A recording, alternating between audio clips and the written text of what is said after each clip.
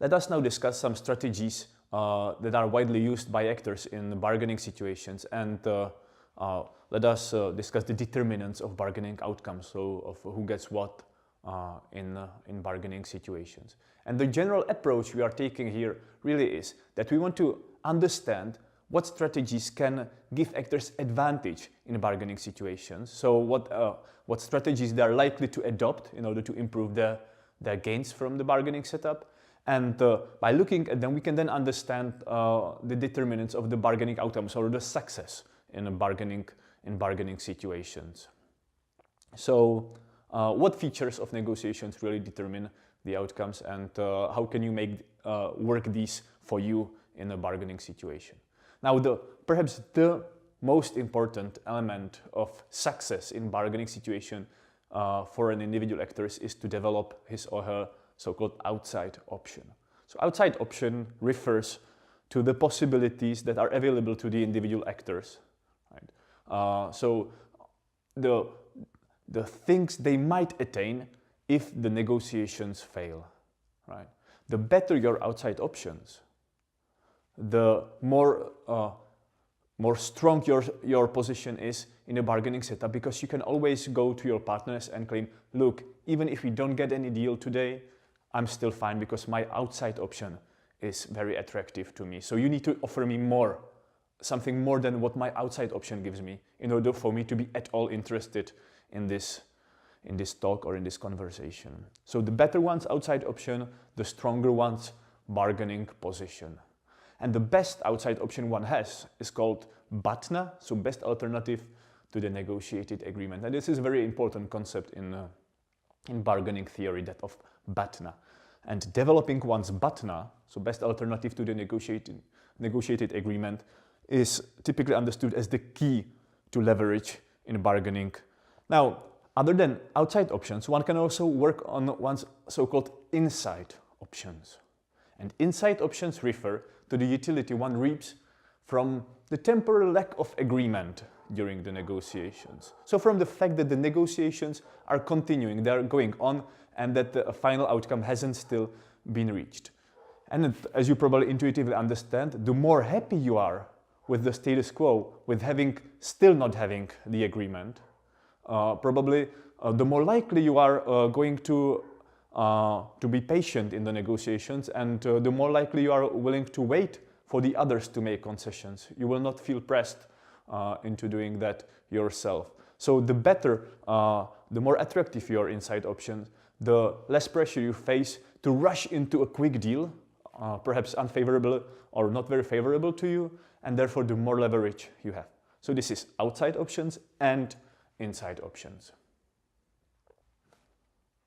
The next components of bargaining success are patience and essentially the fact that one may not care very much about the outcome of the negotiations. So let's start with patience. Patience, or readiness to sustain the status quo, and this is very closely related to the previous slides, gives one power.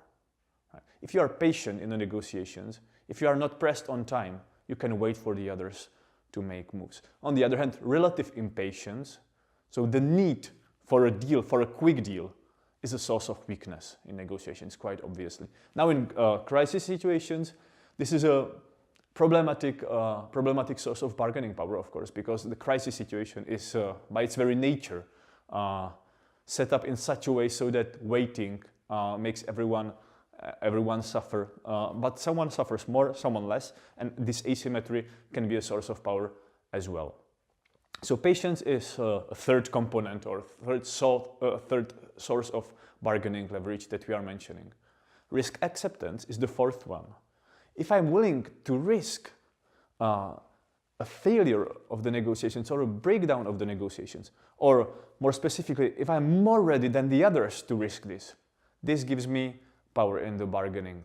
So on the other hand, if I'm risk averse, so I really hate to even think about the possibility that the negotiations break down, I am open to blackmailing by the other parties, and this is of course a source of my weakness. Finally, The fifth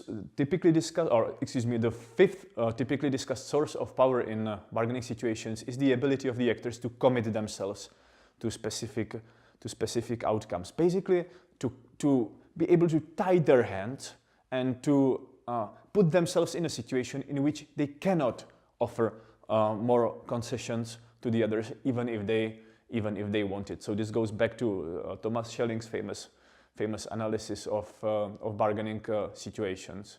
And basically what he says is that one can tie one's hands and improve one's situation or one's outcome by showing to the others that he or she cannot move even if she wanted. Now, there are different types of commitment strategies or commitment tactics. One very widely discussed in international politics is the raising of domestic audience costs. So the idea that we develop high expectations from our supporters, meaning that if we fail them, that if we need to back off during the negotiations, we will suffer the audience cost from them. So they will punish us domestically. And if we are in this situation and we are able to develop these audience costs, whatever we say to our partners on the international level should be understood as being basically credible, because we are putting our reputation at stake, our domestic position, our survival perhaps in domestic politics at stake. There are other types of commitment strategies, for instance, parallel negotiations. If we are able to link the negotiations strategically with other negotiations, we are able to say, look, if we give you more in these negotiations we are dealing with, then we are putting at stake our reputation also in the other negotiations, and we will weaken ourselves in the other negotiations as well, and we simply cannot afford it. Or similarly, we can build a reputation mechanism where we say, look, if we simply give you today what you are asking us, so if we give in this interaction of ours, we will ruin our reputation and we will never succeed in any future negotiations. You need to understand this, right? So you can, if you can credibly demonstrate that there is this linkage, that this linkage to future negotiations indeed exists, you may get better position. So these are some of the core negotiation tactics that actors often adopt. To what extent they are useful depends on how and under what conditions they are deployed, but this is what the bargaining theory discusses most widely.